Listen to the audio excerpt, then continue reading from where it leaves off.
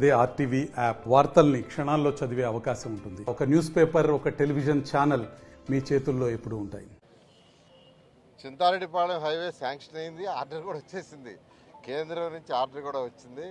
ఎవరో రకరకాలుగా ప్రచారాలు చేస్తూ ఏదో ధర్నాలు కూడా చేస్తున్నారంట. ధర్నాలు చేయటువంటి సిగ్గుసేటు. సెంట్రల్ గవర్నమెంటు, కేంద్ర ప్రభుత్వం ఆర్డర్ పంపించి శాంక్షన్ చేసి దాన్ని స్టార్ట్ చేయమని ఆర్డర్ కూడా వేసేస్తే దాన్ని మళ్ళా రాజకీయం చేసి ఉపయోగించుకోవడం నిజంగా సిగ్గుసేటు. నేను చెప్తున్నాను, అది 3 నెలల లోపల అది స్టార్ట్ అవుతుంది. ఎందుకంటే టెండర్ ప్రాసెస్ ఉంది. నేషనల్ హైవే టెండర్ ప్రాసెస్ కొద్దిగా డిఫరెంట్. వాళ్ళు టెండర్ ప్రాసెస్ పిలుస్తున్నారు. పిలిచి 3 నెలల్లో దాన్ని టేకప్ చేస్తారు. మాటలు కాదు, 1 ఇయర్లో ఆ వర్క్, అంటే వర్క్ టేకప్ చేసిన 1 ఇయర్లో ఆ వర్క్ కంప్లీట్ అవుతుంది.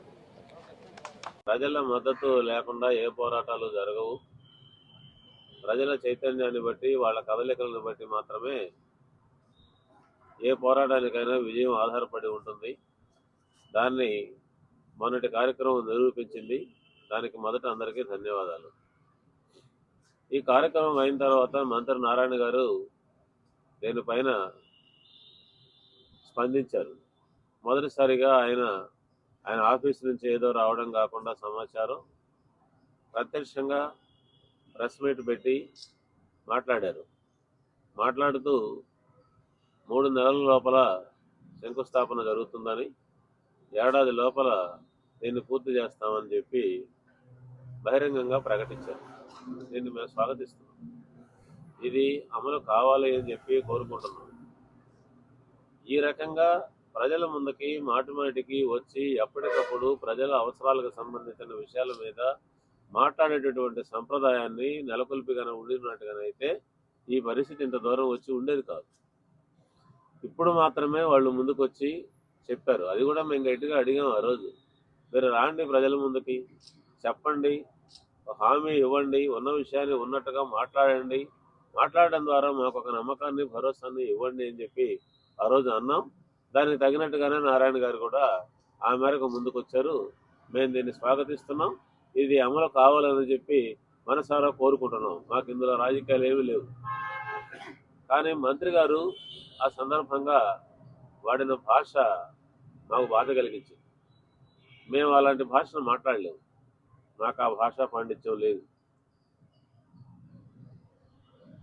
ప్రజాస్వామ్యంలో ప్రజలు ఎప్పుడూ ఏమీ మాట్లాడకూడదని, 5 ఏళ్లకు ఒకసారి ఓటేసి మాకు అప్పచెప్పి ఎదురు చూస్తూ ఉండడం తప్ప ఇంకొక పని వీళ్ళకేమీ లేదని అభిప్రాయపడుతున్నట్టుగా ఉంది పాలకవర్గాలు.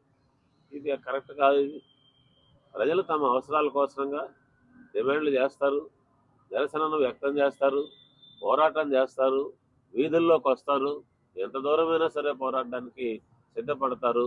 ఇది సహజంగా ఉన్నటువంటి చరిత్ర. ఇది ఎక్కడైనా ఉన్నటువంటి చరిత్ర. ఇది మీరు అధికారంలో లేనప్పుడు మీరు కూడా పోరాడారు. మా ధర్నాలకు వచ్చి మాట్లాడడం అనేటటువంటిది కూడా జరిగింది.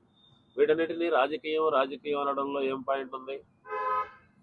ప్రజలు చేసే పోరాటాలను రాజకీయాలు అంటే నిజంగా అవే రాజకీయాలు ఒక రకంగా మాట్లాడినట్టుగానైతే. కాబట్టి ఈ రకమైనటువంటి భాష మాట్లాడి ప్రజా ఉద్యమాలని కించపరుస్తూ మాట్లాడడం అనేటటువంటిది మంత్రి గారికి సరైనది కాదు అని చెప్పి మేము అభిప్రాయపడుతున్నాము.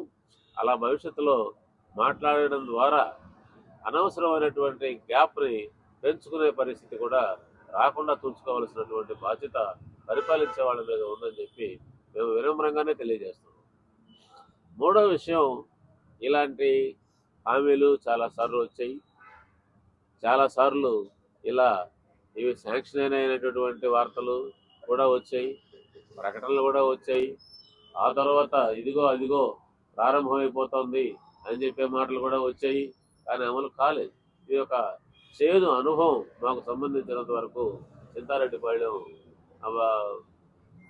అండర్ పాస్కు సంబంధించి ఈసారి కూడా ఇది మాటలుగా కాకుండా ఆచరణలో అమలు కావాలి అని చెప్పి మంత్రి గారు చెప్పినటువంటి ఆ షెడ్యూల్ ఏదైతే ఉందో ఆ షెడ్యూల్కు లోబడి ఈ పని పూర్తి కావాలని చెప్పి మేము గట్టిగా ఆకాంక్షిస్తున్నాం. ఒకవేళ ఆ పరిస్థితి లేకపోతే, గతానుభవమే పునరావృతం అయ్యేటట్టుగా ఉంటే మళ్ళీ మేము పోరాట కార్యక్రమాన్ని చేపట్టడానికి ఏమాత్రం వెనకాడము అని చెప్పి కూడా మేము స్పష్టం చేయదలుచుకున్నాం. ఈ మాట ఎందుకు మా మీద నమ్మకం లేదా అని మీరు అనొచ్చు, కానీ గత అనుభవం మాకు అలా ఉంది. అనుభవం ఆ విధంగా ఉంది. 15 ఏళ్ల నుంచి విని విని విని అలిసిపోయాం. వందల మంది ప్రాణాలు పోగొట్టుకోవడము, క్షతగాత్రులు కావడము జరిగింది. ఈ అనుభవంలో నుంచి మేము మాట్లాడుతున్నాం. దయించి మీరు చెప్పిన మాట మీద నిలబడండి.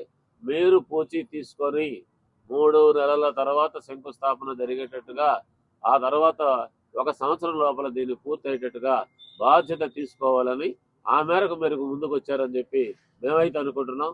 ఆ మాట మీరు మీ మాట మీద మీరు నిలబడాలని, ఈ 100% స్ఫూర్తి కావాలని చెప్పి మనసారా. మరిన్ని వీడియోస్ కోసం ఛానల్ ని సబ్స్క్రైబ్ చేయండి. లేటెస్ట్ అప్డేట్స్ కోసం వాట్సాప్ ఛానల్ ని ఫాలో చేయండి. అండ్ లింక్ డిస్క్రిప్షన్ లో ఉంది.